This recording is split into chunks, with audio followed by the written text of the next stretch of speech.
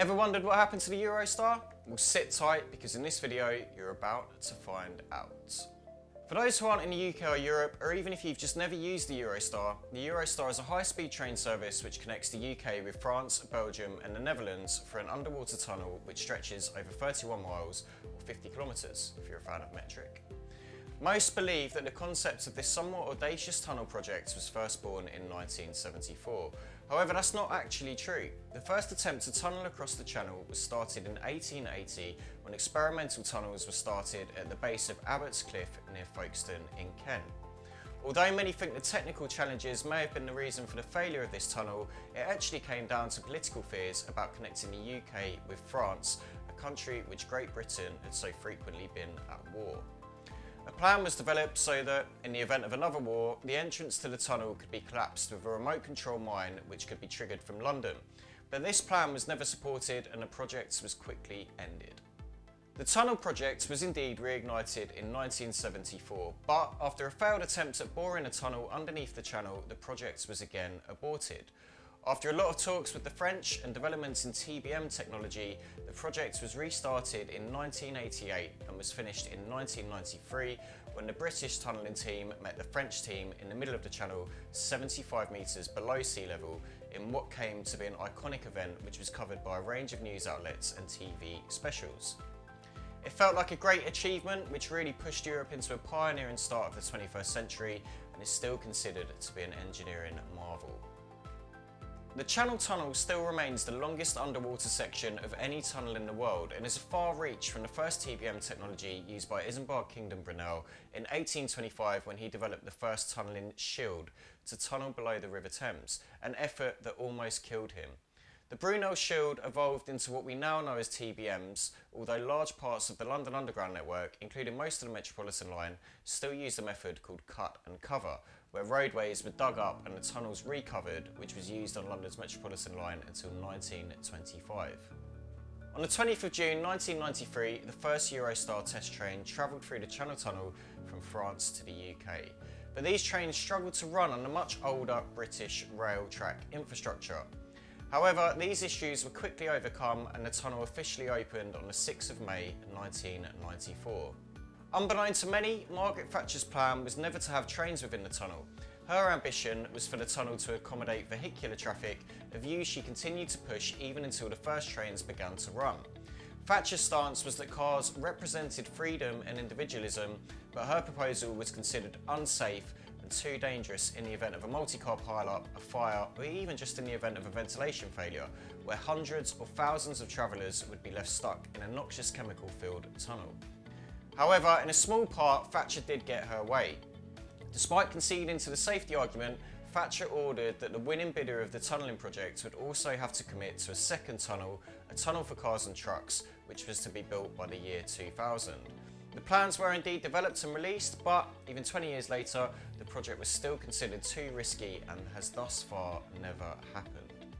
The Channel Tunnel was inevitably used by the Eurostar train system, which is known for taking walk-on passengers to various destinations, similar to normal trains. The tunnel is also used by Le Shuttle, which is a drive-on train system that takes cars and trucks across the channel in record time. Until the opening of the tunnel, vehicles and passengers would have to take a ferry from Dover to Calais, a crossing which took around an hour and a half, plus waiting time beforehand and exit time after. The shuttle takes just 35 minutes and allows travellers to stay in their vehicle throughout the journey. It wasn't always an easy ride for the UK's train network, and the Eurostar went through a range of changes throughout the noughties. As a kid in the 90s, I remember the London train system being some of the oldest in the world, and I still recall coming off the tube with black hands and covered in dirt.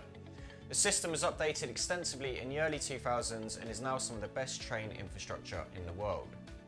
Those changes of course affected the Eurostar, with its main London base moving from Waterloo to King's Cross St Pancras, which is now known as St Pancras International, a completely separate station from London King's Cross.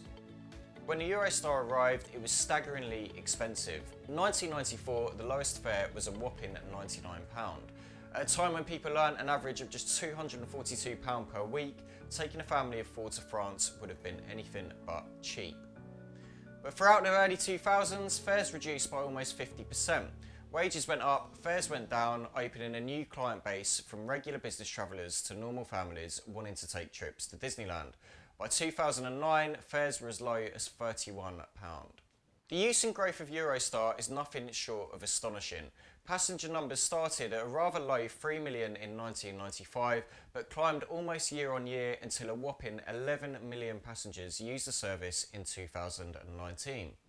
But COVID certainly took its toll, reducing use of the Eurostar to just 1% of its normal levels, around 100,000 passengers compared to 11 million the year before. So what happened to the Eurostar, and why are some of the world's most iconic trains now meeting an almost devastating end in northern France? The trains left to die a lonely death are part of the Eurostar 373 class of trains that started operating in 1994. These first generation trains were capable of 186 miles an hour and were specifically designed to transport passengers between London, Paris and Brussels through the Channel Tunnel. In these pictures we can see the difference between how these trains were in service to how they are now, ranging from the sleek and futuristic front end to the cockpit or driver's cabin, the bar area and the seating areas. However, since 2016, many 373s have been withdrawn or scrapped. This 373, according to records, is officially in storage, but most things in storage generally aren't falling apart, overcome by wild trees and covered in graffiti. These trains are now unfortunately abandoned on the outskirts of Valenciennes and are unlikely to ever speed through the Channel Tunnel again. 18 of the 373 class of trains have so far been decommissioned or recycled in the West Midlands of England, with others being scrapped in France and 3 ended up in museums or colleges. Only a handful of 373s have been refurbished and remain in service. So why were these seemingly serviceable trains scrapped? Well, it seems a few factors had their part to play. Technology had simply moved on, with new trains requiring Wi-Fi, more energy efficiency and different sound deadening and filtration systems. It was simply more cost efficient to develop a modern fleet of trains than to overhaul the 373s, especially given that the replacement Class 374 series had greater seating capacity, meaning a larger return on investment over less time. This meant that the 373s were unfortunately considered life expired and will likely never see service again.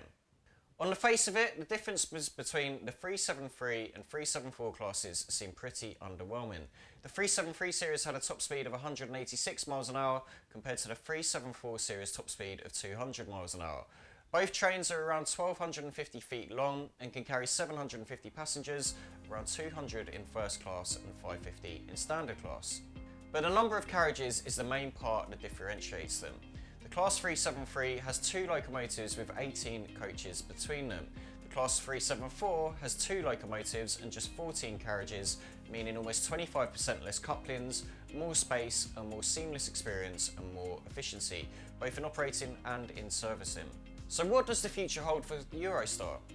With so many complications, mainly COVID and Brexit, will people still have a requirement for the service? In mid-2020, at the height of the COVID pandemic, it was widely believed that most of the business people using the service would now become used to working remotely and wouldn't have the requirement of using the Eurostar. However, by the end of 2020 and early 2021, it was clear that a huge number of people wanted to get back to work and return to offices. As well as that, the British and European public now appreciate travelling more than ever, with record numbers of bookings at destinations covered by the Eurostar, such as London, Paris, Amsterdam, and of course, Disneyland. So despite the seeming death of the 373 series and the requirement for government bailout funding, it appears the Eurostar isn't going anywhere anytime soon, and that can only be a good thing for the UK and our partners and friends in Europe. I hope you found this video interesting, and if you enjoy videos like this, then please like and subscribe to my channel. I'd love to have you along for the journey as I explore a bunch of different things.